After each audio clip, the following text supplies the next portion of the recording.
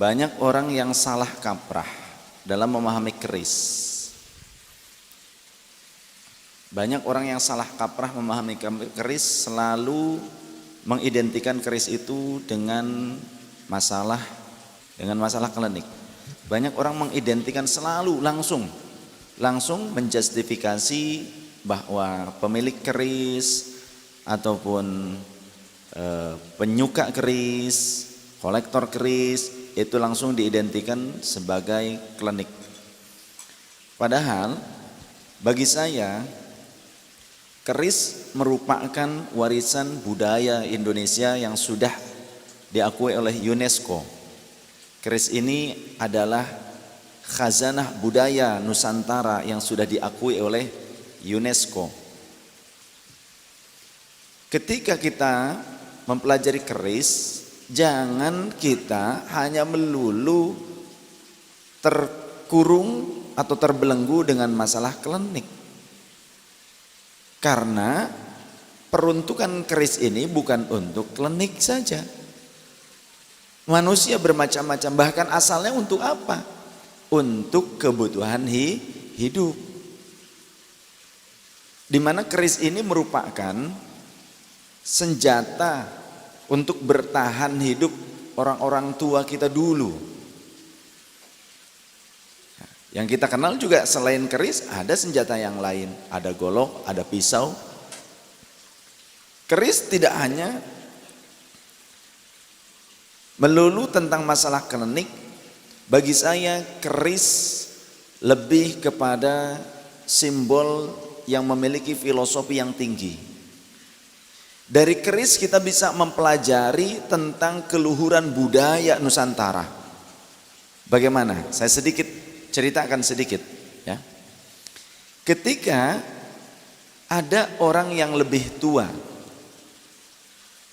memberikan keris kepada yang lebih muda, maka yang lebih tua atau yang lebih tinggi ilmunya memegang kerisnya ini di bagian adab. Jadi mengajarkan adab ternyata.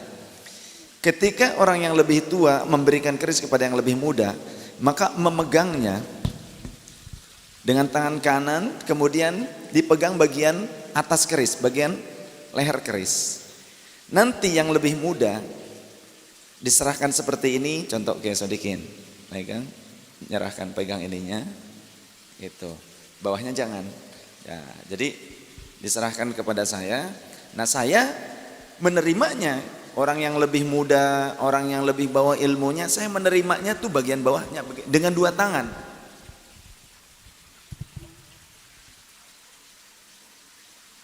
Ini ajaran apa? Adab. Adab.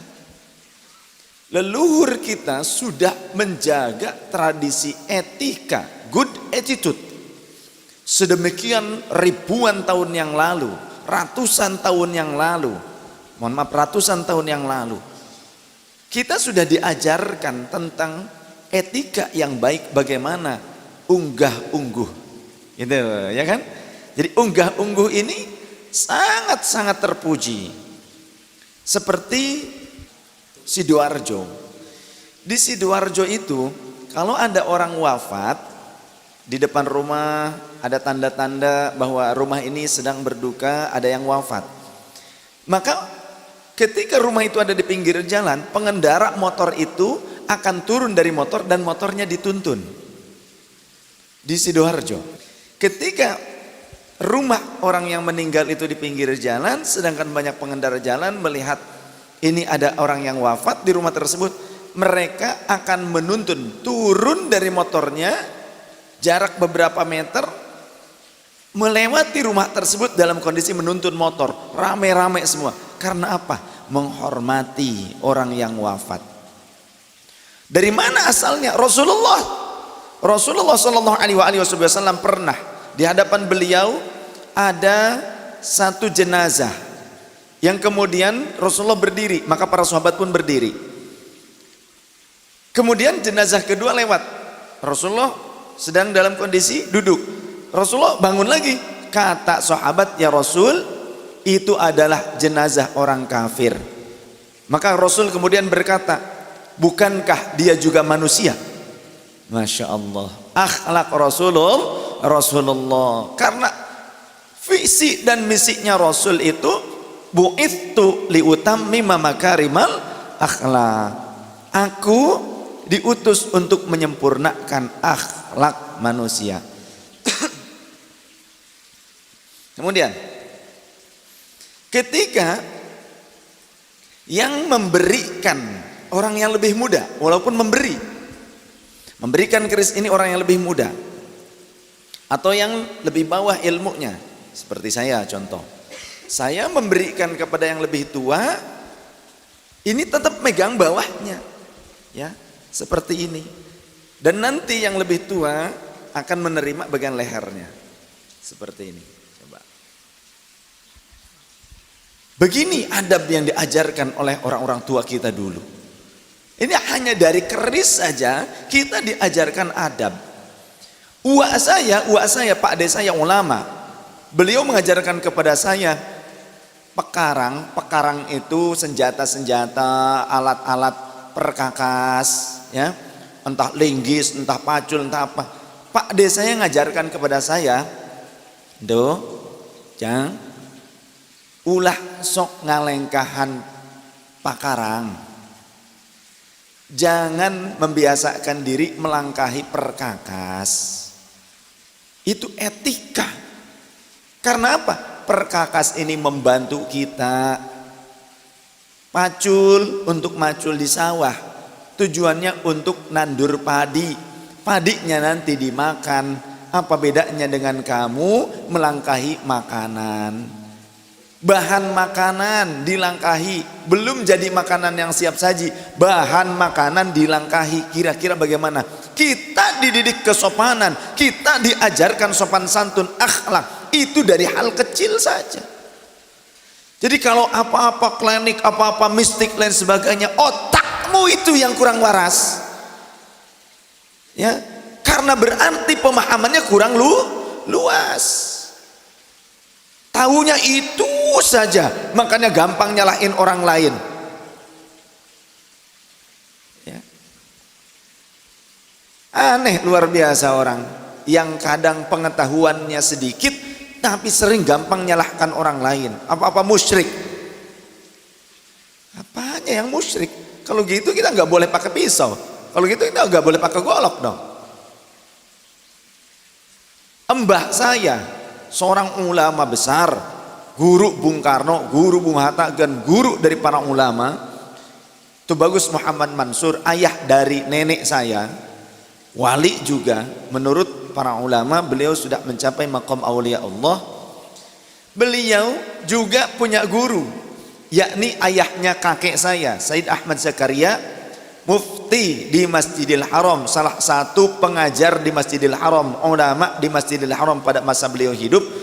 Yang saya itu, Sayyid Ahmad Zakaria itu pernah mengajar sekitar 13-17 tahun di Masjidil Haram, menjadi mufti Syafi'iyah di Masjidil Haram pada saat beliau hidup.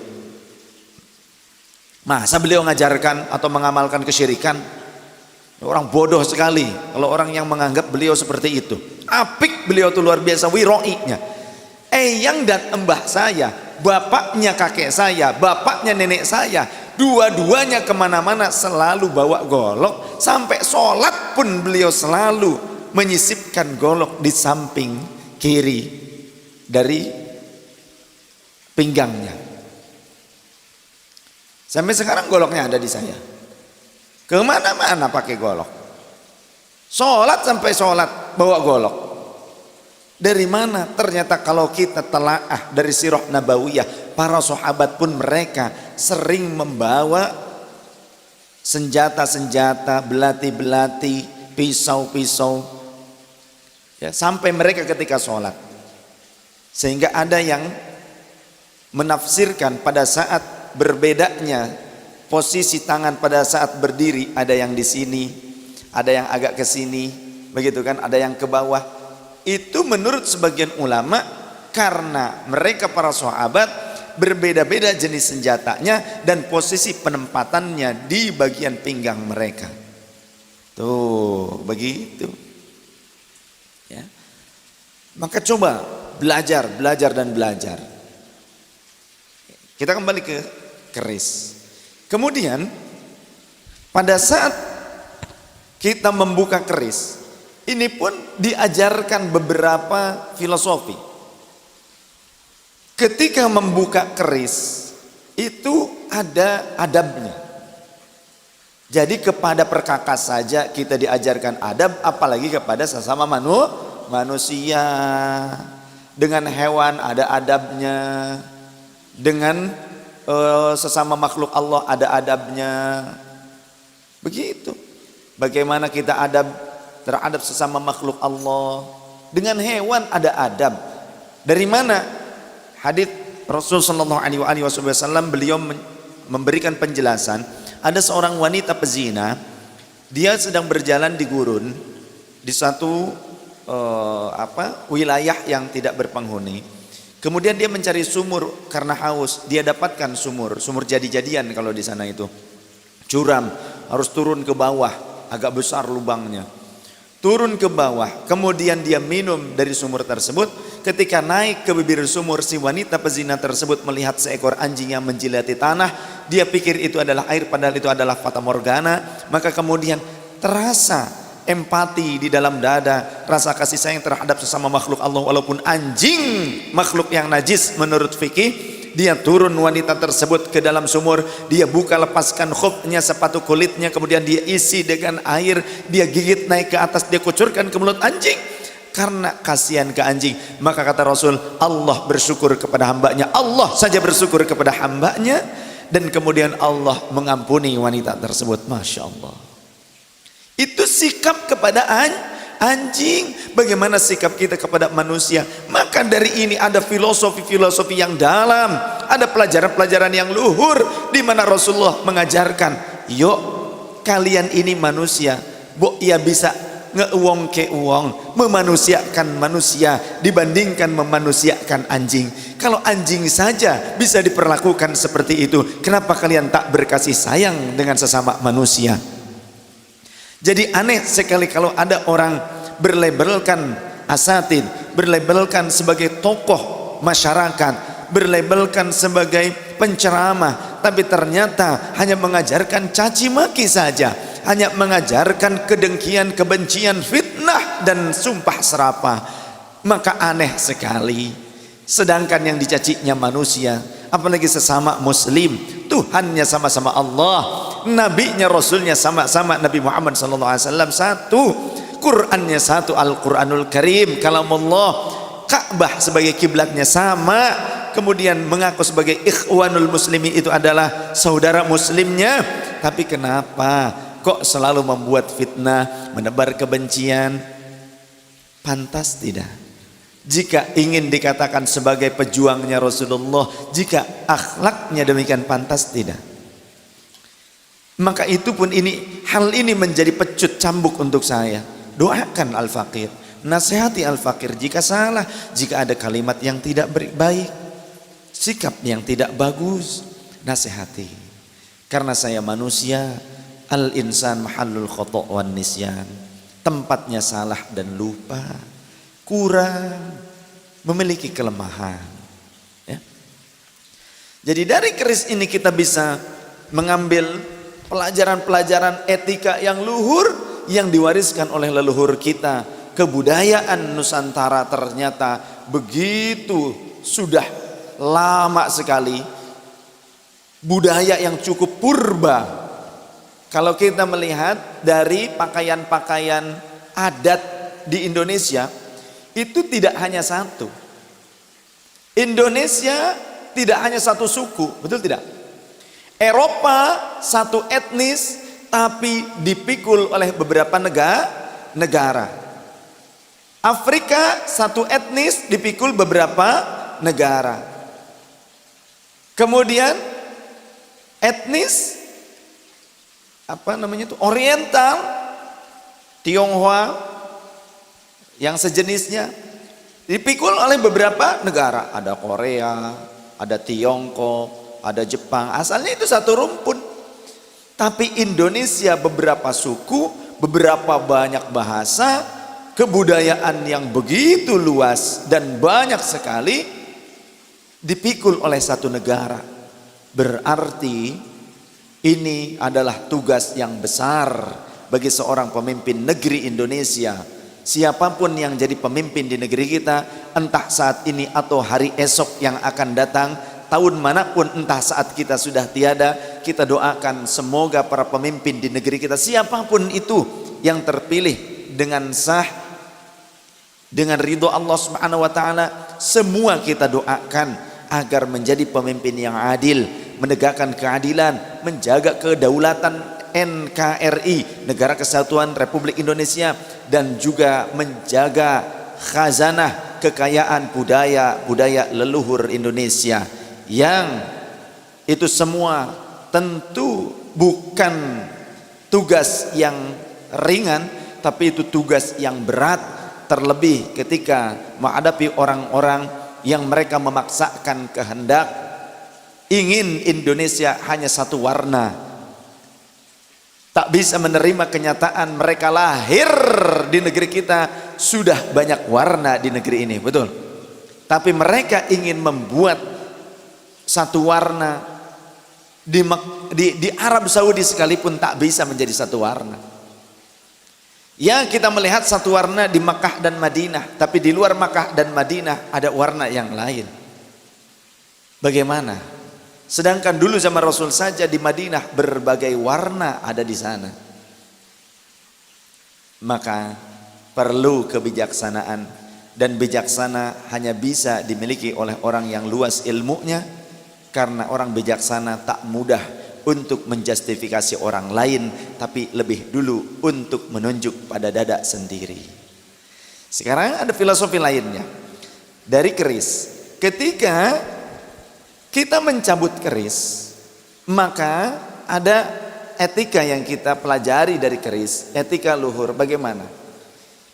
Diajarkan kita mencabut keris seperti ini, pegang, kemudian berdirikan, pegang ininya, jempol kita menekannya, kemudian keluarkan. Yang dicabut bukan kerisnya, yang dicabut adalah warangkanya.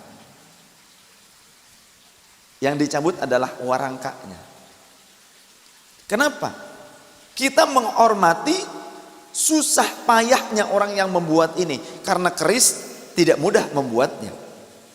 Ini ada pamor, ada bentuk pamor, guratan-guratan. Ini dihasilkan dari hasil penempaan yang berlipat-lipat yang berkali-kali. Pamor ini dihasilkan dari penempaan yang berulang-ulang.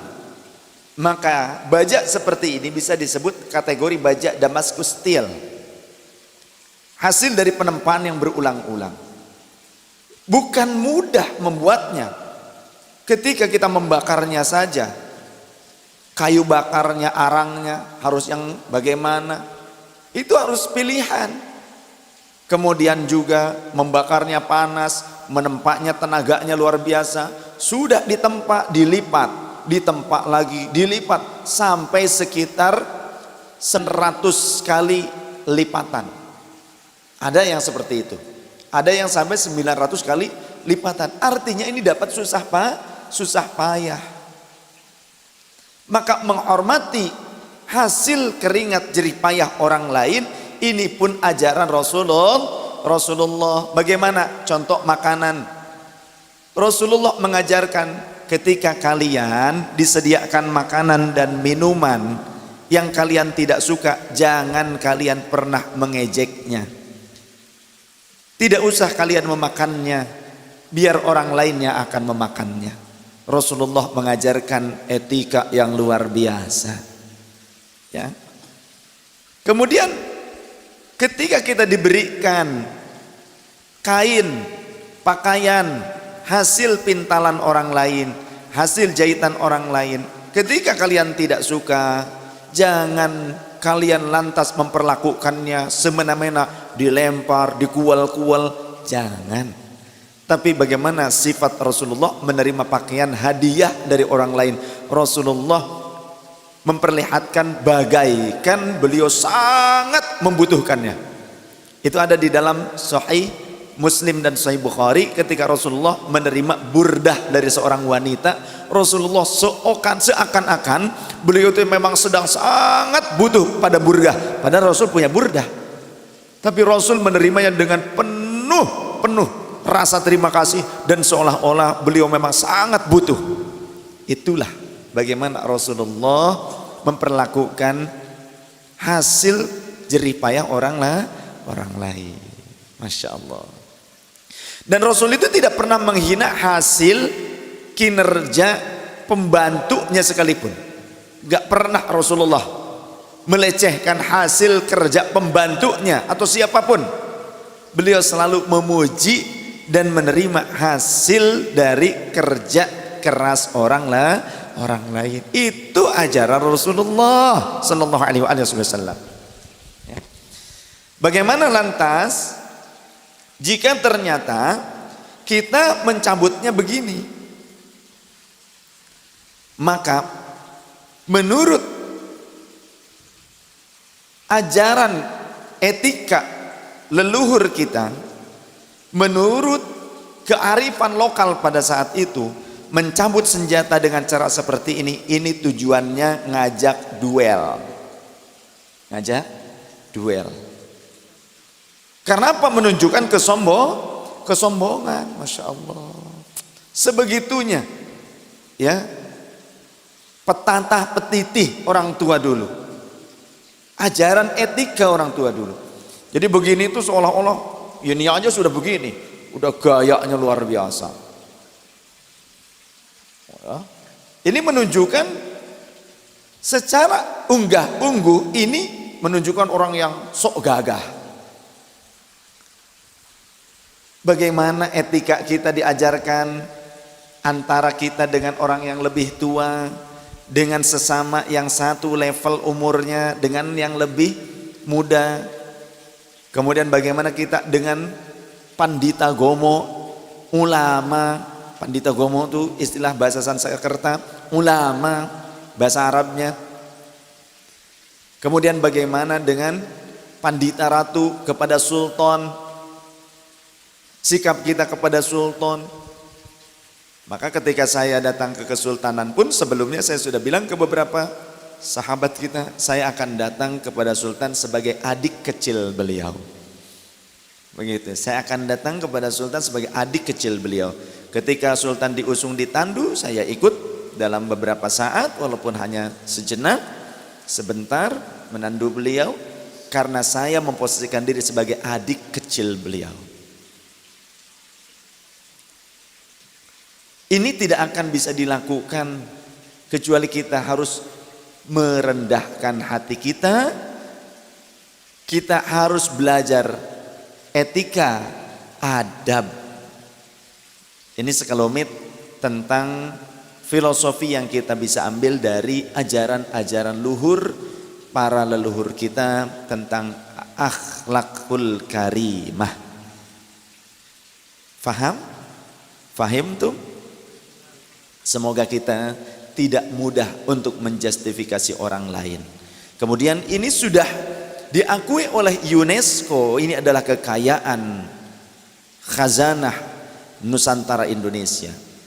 Nah, kalau sekarang selalu dilarang, akhirnya hilang bukti sejarah. Contoh saja, kerisnya Pangeran Diponegoro itu ada di luar negeri.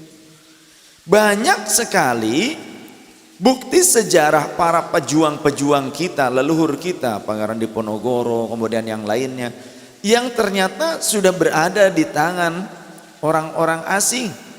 Ada di museum di Leiden di Belanda, ada museum di wilayah Eropa lainnya. Apa kita tidak sayang jika ternyata kekayaan budaya kita yang secara agama pun masih bisa dipertahankan, tidak menyalahi aturan selama i'tiqad kita benar. Selama i'tiqad kita benar. Maka saya juga memberikan nasihat kepada para pemilik keris, pemilik warisan-warisan budaya leluhur, agar menata hati, menata akidah, menata keimanan, dijaga jangan sampai keluar dari rule syariatul Islam. Ketika kita adalah orang Islam, silahkan yang di luar Islam monggo dengan keyakinannya, silahkan saja. Tapi saya mengajak kepada saudara-saudara muslim saya, tata hati, tata jiwa. Syirik bukan hanya terhadap masalah warisan berupa perkakas seperti ini, tapi kata Rasulullah SAW, ya'ti 'alan nasi zamanun, akan datang kepada manusia suatu zaman, butunuhum alihatuhum, perut-perut mereka akan menjadi Tuhannya. Jadi ternyata syirik itu bukan hanya karena perkakas berupa keris, tapi ketika kita takut dengan perut kita, takut kelaparan, takut ini lain sebagainya, itu juga ternyata menuhankan perutmu. Dan kiblat juga ternyata bisa jadi orang yang kita cintai, wanisa'uhum qiblatuhum, dan perempuan-perempuan yang dijadikan kiblat bukan Ka'bah. Padahal sahabat-sahabat bertanya, ya Rasulullah, apakah pada saat itu kami menghamba, beribadah, menyembah kepada berhala? Ata'budun, ya, ata'budun al-asnam, atau ana'budun al-asnam. Apakah pada saat itu kami beribadah kepada berhala? Kata baginda Rasul, na'am, kullu dirhamin sonamun. Betul, setiap uang, setiap mata uang pada saat itu adalah berhala. Maka saat ini banyak orang yang mempolitisasi agama sekalipun ternyata karena uang, berarti menurut mereka berhalanya itu adalah uang. Bukan keris, tapi uang jadi berhala. Awas, hati-hati sekarang ini, ya.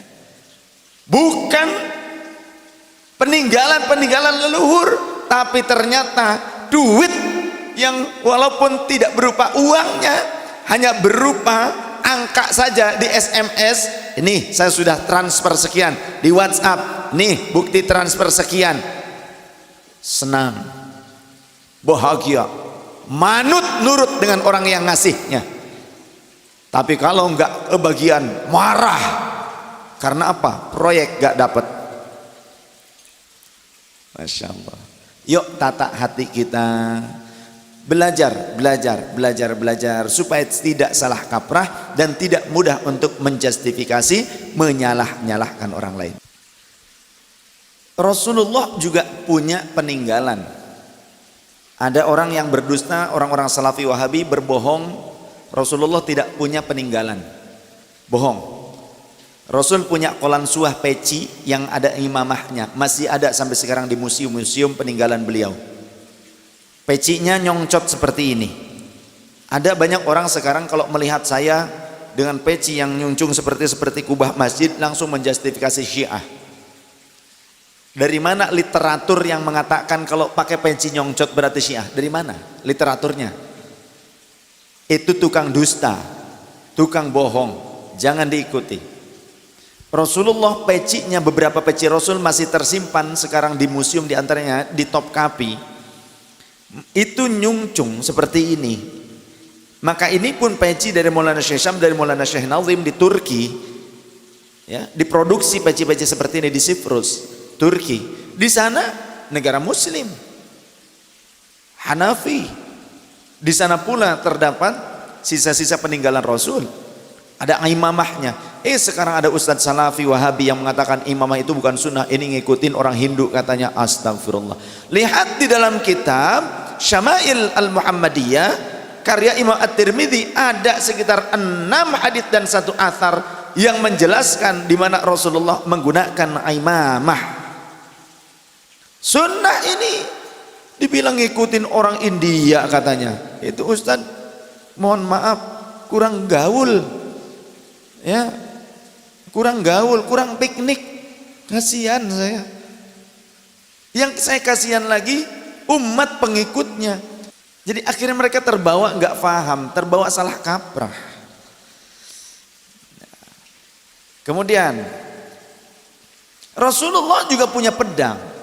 Pedangnya juga masih tersimpan beberapa pedang Rasul sallallahu alaihi wasallam di museum peninggalan baginda Rasul, Museum Islam. Rasulullah juga punya baju, punya jubah, masih juga terjaga. Di dalam kitab Sahih Muslim, Sayyidah Asma binti Abu Bakar Siddiq radhiyallahu anhuma ketika didatangi oleh sahabat Abdullah bin Umar, maka beliau mengeluarkan jubah Rasul. Beliau berkata, hadhihi jubbatu Rasulillah sallallahu alaihi wasallam. Ini adalah jubahnya baginda Rasul sallallahu alaihi wasallam. Jubbatan toya lisatin kisrawaniyatin lahal ibnatu dibaj wa makfufaini dibid dibaj. Jubah yang mewah, jubah Rasul yang bagian keraknya dijahit sutra, bagian bolongan lengan tangannya dijahit sutra, tapi selebihnya bukan sutra, kutnun. Dulu ini dipegang oleh Sayyidah Aisyah hatta qubidat, sampai beliau wafat. Falamma qubidat qabattuha, tatkala beliau wafat, kini aku yang menyimpannya, adiknya. Nahnu naghsiluha lil mardo yustashfa biha, kami sering mencuci jubah Rasulullah ini, yang kami gunakan air cucian jubah Rasul untuk mengobati orang-orang yang sakit di antara kami. Ini jauh sepeninggal Rasulullah. Jadi warisan pusaka berupa jubah dicuci, bahkan itu mata baruk beristishfa karena peninggalan Rasulullah.